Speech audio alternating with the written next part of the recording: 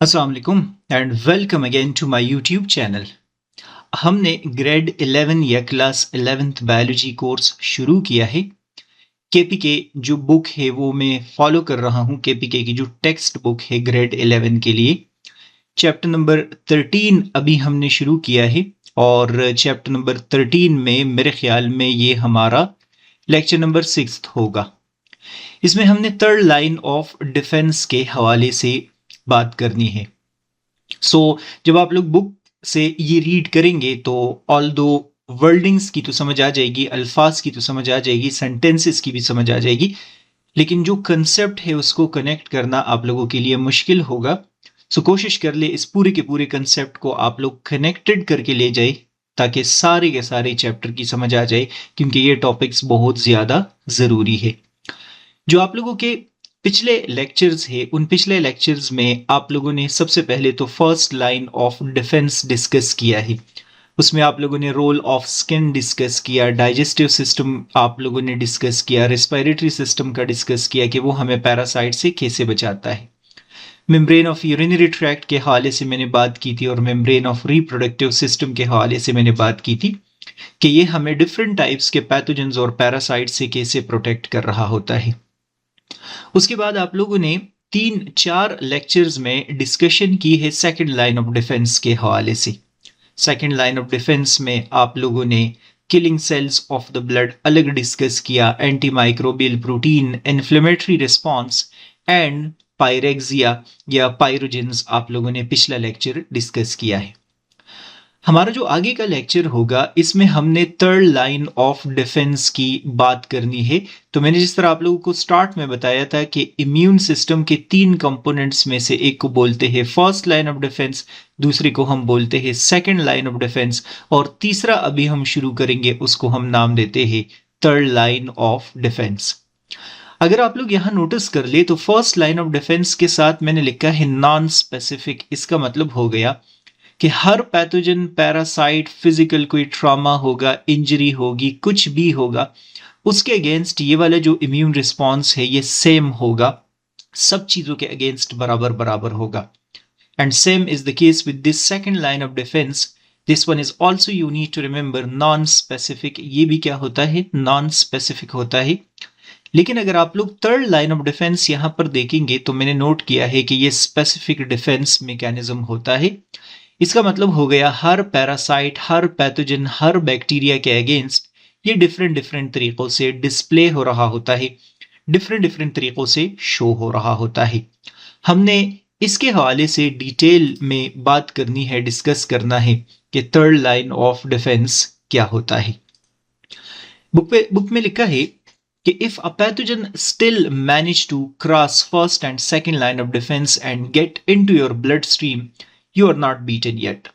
Suppose करते हैं for while के एक पैरासाइट है, एक वायरस, बैक्टीरिया, वट एवर जो भी पैथोजन है वो बॉडी के अंदर आता है, फर्स्ट लाइन ऑफ डिफेंस को भी क्रॉस कर लेता है, सेकंड लाइन ऑफ डिफेंस से भी अपने आप को बचा के बॉडी के इनसाइड आ जाता है। बुक के अंदर लिखा है अभी भी आपकी बॉडी ने गिव अप नहीं करना, अभी भी आपका बॉडी रेजिस्टेंस करना शुरू कर देता है और वो रेजिस्टेंस होता है थर्ड लाइन ऑफ डिफेंस के फॉर्म में। बॉडी अभी खत्म नहीं हुई, अभी भी वहां पर बहुत सारी रेजिस्टेंस मौजूद है। All cell membrane have protein coat that line the outside of them. ये तो सिंपल से एक सेंटेंस डिस्कस किया है कि हर एक सेल का बाकायदा एक सेल मेम्ब्रेन होता है, ये तो हम सबको पता है। और उस सेल मेम्ब्रेन के अंदर यहाँ पर डिफरेंट टाइप्स के प्रोटीन मौजूद होते हैं। ये भी आप सबको पता है कि सेल मेम्ब्रेन में प्रोटीन मौजूद होते हैं। Early on, when you are still developing as a baby, your body begins learning which cell belong to you and which don't. चूंकि यहाँ पर प्रोटीन मौजूद होते हैं, हर एक सेल के सरफेस के ऊपर प्रोटीन मौजूद होते हैं, तो हमारा जो इम्यून सिस्टम होता है वो डे 1 से क्या कर रहा होता है? इन तमाम के तमाम प्रोटीन को स्टडी कर रहा होता है, इन तमाम के तमाम प्रोटीन को अंडरस्टैंड कर देता है और अंडरस्टैंड करने के बाद पूरी लाइफ के लिए ये वाइट ब्लड सेल्स या इम्यून सिस्टम ये अपने पास मेमोरी स्टोर कर लेते हैं कि ये बॉडी का अपना सेल है, इसको मैंने कोई नुकसान नहीं पहुंचाना। लेकिन अगर कोई बैक्टीरिया आता है या कोई वायरस आता है तो उसको क्या करना शुरू कर देता है, उसको डिस्ट्रॉय करना शुरू कर देता है, क्योंकि वाइट ब्लड सेल्स इन प्रोटीन को रिकॉग्नाइज करता है कि ये बॉडी के अपने प्रोटीन है, और उस बैक्टीरिया के सरफेस के ऊपर जो प्रोटीन मौजूद होते हैं उसको रिकॉग्नाइज नहीं करते। वाइट ब्लड सेल्स उसके अगेंस्ट रिएक्शन करते हैं और बैक्टीरिया को डिस्ट्रॉय करने की कोशिश करते हैं। यही बात डिस्कस की है कि तमाम सेल्स के मेम्ब्रेन पे बाकायदा प्रोटीन कोट होता है, प्रोटीन मौजूद होते हैं। जब हमारी डेवलपमेंट हो रही होती है, यंग एज में होते हैं, तो हमारा जो बॉडी है वो इन सेल्स को अंडरस्टैंड कर लेता है, रिकॉग्नाइज कर देता है कि ये बॉडी के अपने सेल्स है, इन सेल्स को हमने कोई नुकसान नहीं पहुंचाना, लेकिन अगर इनकेस कोई पैथोजन या बैक्टीरिया आता है तो उनको नुकसान पहुंचाना है, क्योंकि वो प्रोटीन वो नहीं जानता होता। Now your developed body has a good idea of whether cells are pathogens or not. सो यही लिखा है कि आपके बॉडी को पूरा पूरा अब आइडिया हो गया है कि अपना सेल कौन सा है और पैथोजन कौन सा है, कौन से बचना है और कौन से के अगेंस्ट रिएक्ट नहीं करना। This is accomplished by two defense mechanism called cell mediated and humoral immune response. लिखा है कि ये जो पूरे का पूरा रिकग्निशन होता है हमारे सेल्स का और पैथोजेंस कंट्रोल करने का, ये दो कंपोनेंट्स होते हैं वो कर रहे होते हैं, और उसमें से एक को हम बोलते हैं सेल मेडिएटेड इम्यून रिस्पॉन्स और दूसरे को हम बोलते हैं ह्यूमरल इम्यून रिस्पॉन्स। अभी यहां तक जिक्र तो नहीं आया, बाद में भी आएगा, लेकिन आप लोग याद रखेंगे कि cell mediated immune response and humoral immune response, ये दोनों के दोनों आप लोग डिस्कस करेंगे थर्ड लाइन ऑफ डिफेंस का हिस्सा है। सो मैं यहां पर नोट कर लेता हूं कि ये सेल मेडिएटेड इम्यून रिस्पॉन्स और humoral immune response, you need to remember कि ये थर्ड लाइन ऑफ डिफेंस के दो क्या होते हैं, कंपोनेंट से दो अलग अलग कंपोनेंट्स कंसिडर किए जाते हैं। T lymphocytes or T cells along with macrophages oversee the cell-mediated immune response, while B lymphocytes or B cells take charge of humoral immune response. अगर एग्जामिनर आपसे पूछता है कि सही है, समझ आ गई है, सेल मेडिएटेड इम्यून रिस्पॉन्स और humoral immune response third line of defence के दो कंपोनेंट्स है, वो आपसे ये पूछेगा कि इन दोनों को मेडिएट कौन कर रहा होता है, कंट्रोल कौन कर रहा होता है, चला कौन रहा होता है, कौन इसको चलाने के लिए रिस्पॉन्सिबल होता है। तो आपने बोलना है कि सेल मेडिएटेड इम्यून रिस्पॉन्स को रेगुलेट करने के लिए जो सेल्स रिस्पॉन्सिबल होते हैं उनको हम टी लिम्फोसाइट्स बोलते हैं या टी सेल्स बोलते हैं। ये वाइट ब्लड सेल्स के टाइप्स है और इसकी मदद से क्या होता है, सेल मेडिएटेड इम्यून रिस्पॉन्स चल रहा होता है। जबकि ह्यूमरल इम्यून रिस्पॉन्स आप डिस्कस करेंगे कि ये कौन से सेल्स की मदद से होता है, ये बी लिम्फोसाइट्स या बी सेल्स की मदद से होता है। अगर इनकेस मैं यहां पर इसको फ्लो चार्ट के फॉर्म में ड्रा करना चाहूं तो मैं यहां पर लिखूंगा कि ये मेरे पास थर्ड लाइन ऑफ डिफेंस है। इस थर्ड लाइन ऑफ डिफेंस के टू कंपोनेंट्स होंगे।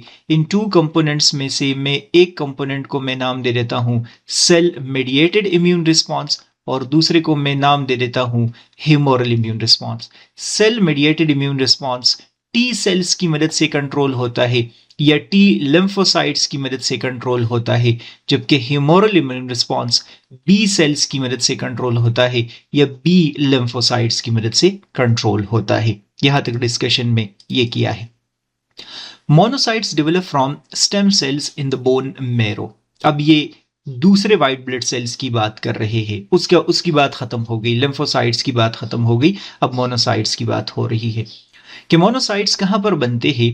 ये बोन मेरो के अंदर बनते हैं और बोन मेरो आप लोगों को ऑलरेडी पता है कि ये बोन्स के अंदर मौजूद होता है, इसको हम हड्डी का गोदा बोलते हैं।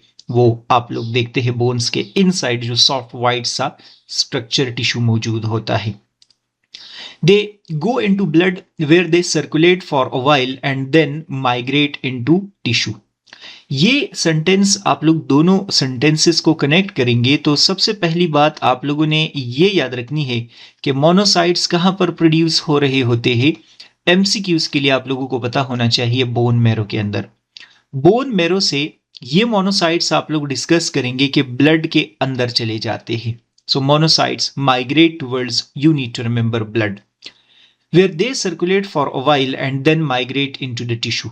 ब्लड से आप डिस्कस करेंगे कि ये कहां की तरफ चले जाते हैं, टिश्यू की तरफ चले जाते हैं। कोई भी टिश्यू होगा, लंग्स होंगे, लिवर होगा, कुछ भी होगा, वहां ये चले जाते हैं। In the tissue they further mature into macrophages. और यही मोनोसाइट्स जब टिश्यू के अंदर आते हैं तो आप डिस्कस करेंगे कि इनका मैच्योरेशन अगर हो जाता है और मैच्योरेशन के बाद इनको हम मैक्रोफेजेस नाम देते हैं।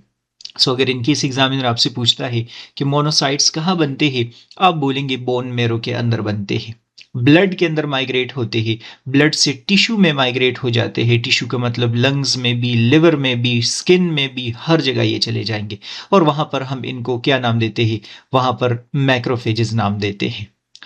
Monocytes and macrophages play important role in the immune system या इम्यून डिफेंस एंड इन्फ्लेमेशन। ये वैसी एक बात यहां पर बताई है जो कि अभी थोड़ी देर बाद मैं एक्सप्लेन करूंगा, बुक के अंदर नहीं है, कि इन मोनोसाइट्स का इम्यून सिस्टम में या इन्फ्लेमेशन में बहुत ज्यादा रोल होता है। वो मैं समझाता हूं कि कैसे इसका रोल होता है, यहां पर क्लियरली नहीं डिस्कस किया। Lymphocytes are one of the 5 kinds of white blood cells are leukocytes circulating in the blood। अब दोबारा उन लिम्फोसाइट्स की बात हो रही है, टी और बी सेल्स की बात हो रही है। दोबारा वहां से बात शुरू हो गई कि ये क्या है, ये व्हाइट ब्लड सेल्स के टाइप्स होते हैं। ये व्हाइट ब्लड सेल्स के क्या होते हैं, टाइप्स होते हैं। ब्लड के अंदर मौजूद होंगे, ब्लड में इधर उधर सर्कुलेट हो रहे होते हैं। ल्यूकोसाइट्स व्हाइट ब्लड सेल्स को बोलते हैं। Although mature lymphocytes all look pretty much alike, they are extraordinarily diverse in their function।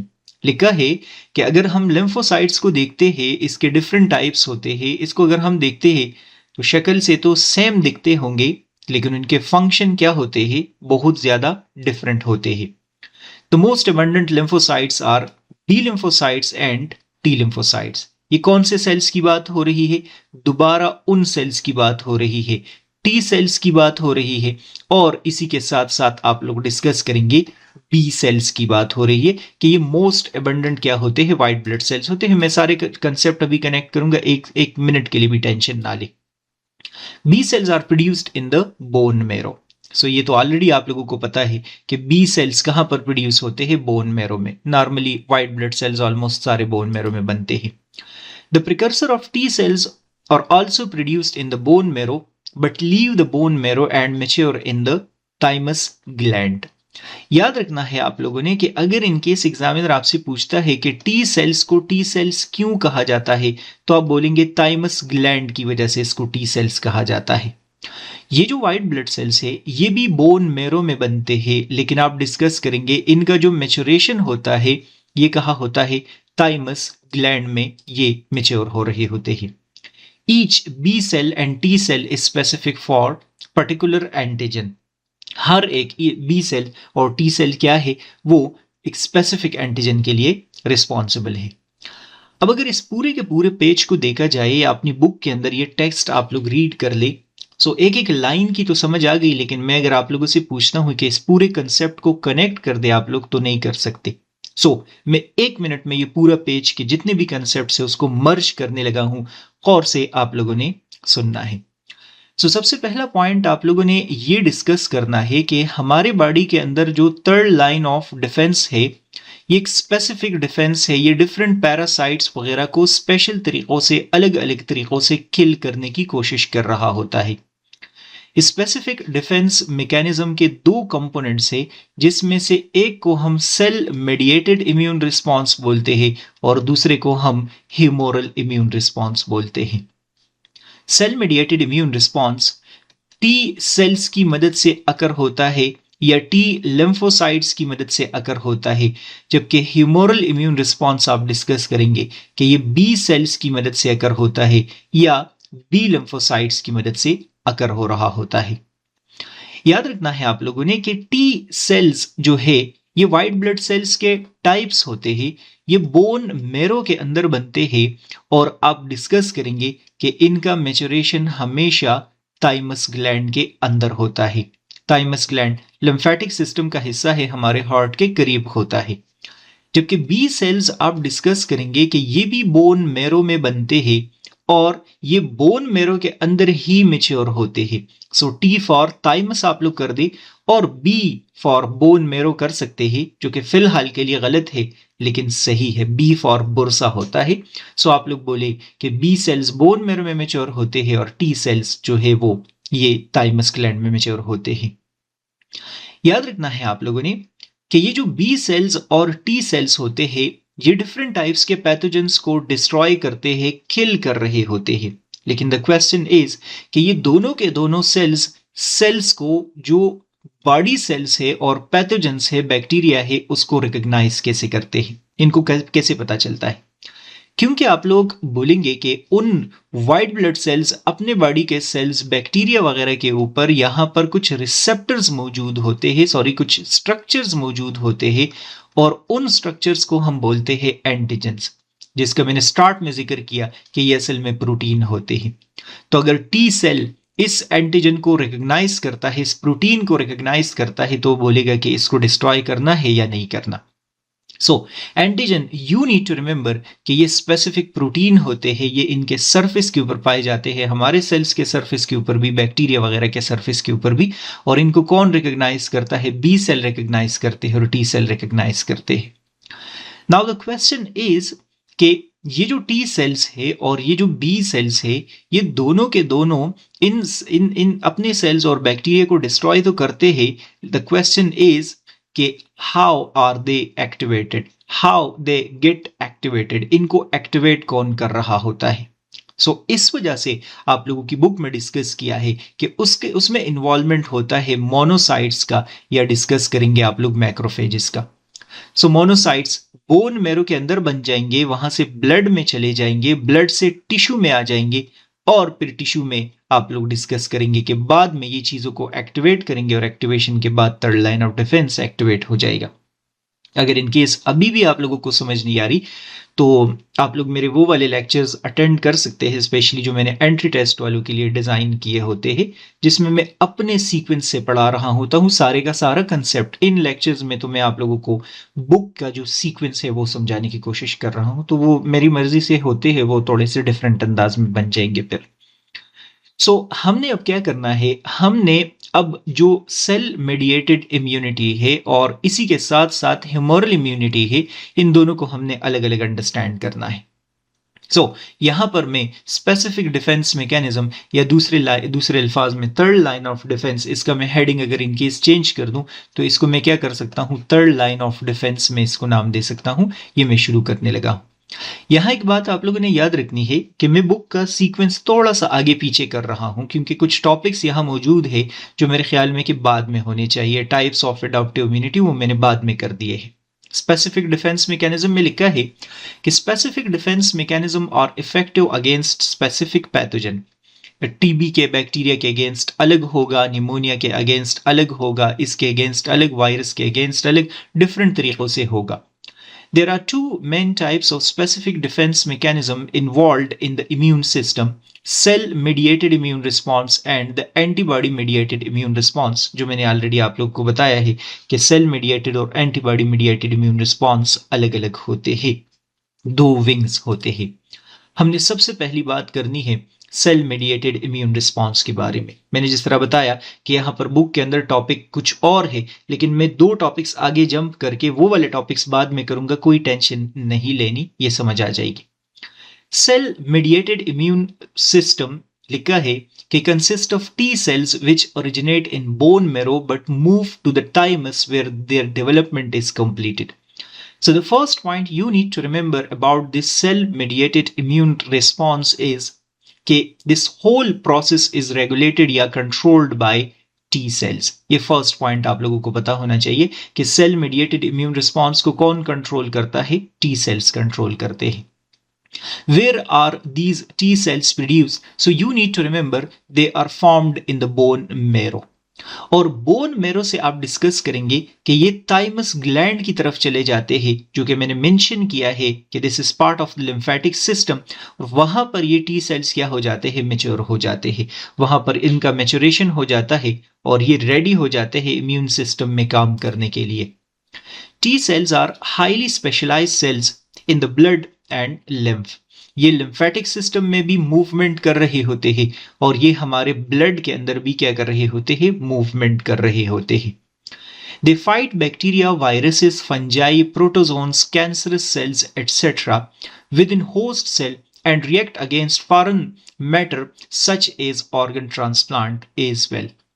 लिखा है कि ये हाईली स्पेशलाइज्ड सेल्स है, ये बॉडी के अंदर ऐसे सर्कुलेट नहीं हो रहे, बाकायदा ये बैक्टीरिया को भी डिस्ट्रॉय करते हैं, वायरस को भी डिस्ट्रॉय कर सकते हैं, फंजाई अगर हो टॉक्स डिस्ट्रॉय कर सकते हैं, कोई प्रोटोजोन हो अगर पैरासाइट हो उसको भी डिस्ट्रॉय कर देंगे, बॉडी में कोई कैंसरस सेल हो उसको भी ये डिस्ट्रॉय कर सकते हैं, और अगर इन केस ऑर्गन ट्रांसप्लांट हो और मैचिंग नहीं हो तो उनको भी क्या कर सकते हैं, डिस्ट्रॉय कर सकते हैं, जो कि हम आगे जाके डिस्कस करेंगे। इसका मतलब टी सेल का काम होता है इन सारी चीजों को डिस्ट्रॉय करना जो भी नुकसान काज कर रहा है।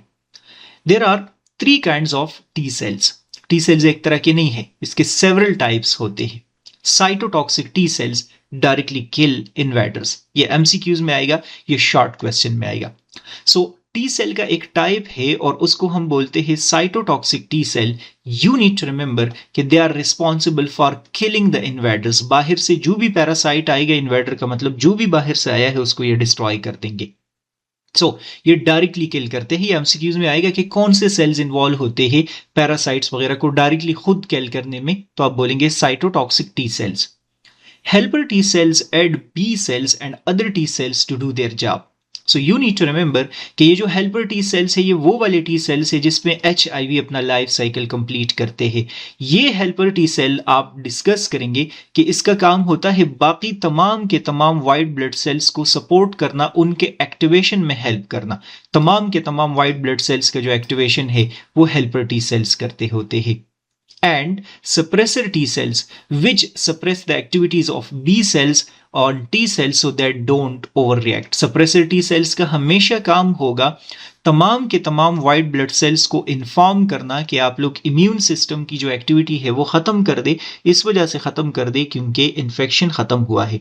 तो जब भी इन्फेक्शन खत्म हो जाएगा आप डिस्कस करेंगे कि ये वाले सेल्स क्या करना शुरू कर देंगे, ये तमाम जो सेल्स होंगे उनको इन्फॉर्म करेंगे वाइट ब्लड सेल्स को कि बस ठीक है पैरासाइट्स खत्म हो गए, अब आप लोग सारे सप्रेस हो जाए, आराम से साइड पे रेस्ट कर ले। ये टी सेल्स की बात हो रही है। In the cellular immune response cells of the immune system kill cells of the body that have been infected with a virus और दैट आर कैंसरस सेल्स। ये वैसी एक बात कर रहे हैं कि सेलुलर इम्यून रिस्पॉन्स एक ऐसा फिनोमेना है जिसमें इम्यून सिस्टम किसको किल कर रहा होता है, या तो वायरस इन्फेक्टेड सेल को या कैंसरस सेल्स को डिस्ट्रॉय कर रहा होता है। पैथोजेंस में स्पेशली बैक्टीरिया वगैरह की बात नहीं हो रही, कैंसरस सेल्स की या वायरस इन्फेक्टेड सेल्स की बात हो रही है। The response relies on cytotoxic T cells. T cells contain molecules called perforins that they release onto target cell. The perforin make holes in the target cell and thereby kills them. यहां पर इस sentence के अंदर बात की कि T cells के different types होते हैं, जिसमें से एक टाइप को हम साइटोटॉक्सिक टी सेल बोलते हैं और ये इन्वेडर को डायरेक्टली किल कर रहा होता है। फिर साथ में ये बोल रहे हैं कि सेलुलर इम्यून रिस्पॉन्स में ऐसा होता है कि कैंसरस सेल्स को या वायरस इन्फेक्टेड सेल्स को खत्म किया जाता है, और इस सेंटेंस के अंदर बता रहे हैं कि कैंसरस सेल्स या वायरस इन्फेक्टेड सेल्स को कैसे खत्म किया जाता है। तो लिखा है कि साइटोटॉक्सिक टी सेल्स क्या करते हैं, वो कुछ प्रोटीन बनाते हैं, कुछ प्रोटीन रिलीज करते हैं और उनको हम बोलते हैं परफोरिन। तो सपोज करते हैं ये कैंसरस सेल है, यहां पर एक साइटोटॉक्सिक टी सेल आ जाएगा और वो एक प्रोटीन सिक्रीट कर देगा। इस प्रोटीन को हम क्या नाम देंगे, इनको हम परफोरिन नाम देंगे। that they release onto the target cell, और इस कैंसरस सेल के पास ये परफोरिन क्या किए जाएंगे, सिक्रीट किए जाएंगे। The perforins make hole in the target cell and thereby kills them. ये वाले जो परफोरिन है ये यहाँ अटैच हो जाएंगे और यहाँ पर पोर्स बन जाएंगे, और पोर्स बनने के बाद आप डिस्कस करेंगे कि ये भी डिस्ट्रॉय हो जाएंगे, डैमेज हो जाएंगे, खत्म हो जाएंगे। कैसे खत्म होंगे वो भी समझ आ जाएगी। The cellular immune response occur in 2 phases. In the first called activation phase, और second you need to remember is called, second को हम क्या नाम देते हैं, इफेक्टर फेज नाम देते हैं। मैं ये डायग्राम से समझाता हूं। सो एक्टिवेशन फेज और इफेक्टर फेज दो अलग अलग फेजेस होते हैं। जो एक्टिवेशन फेज होता है, T cells that have the appropriate T cell receptors are activated and triggered to divide repeatedly. सबसे पहले पैथोजन बॉडी में आएगा।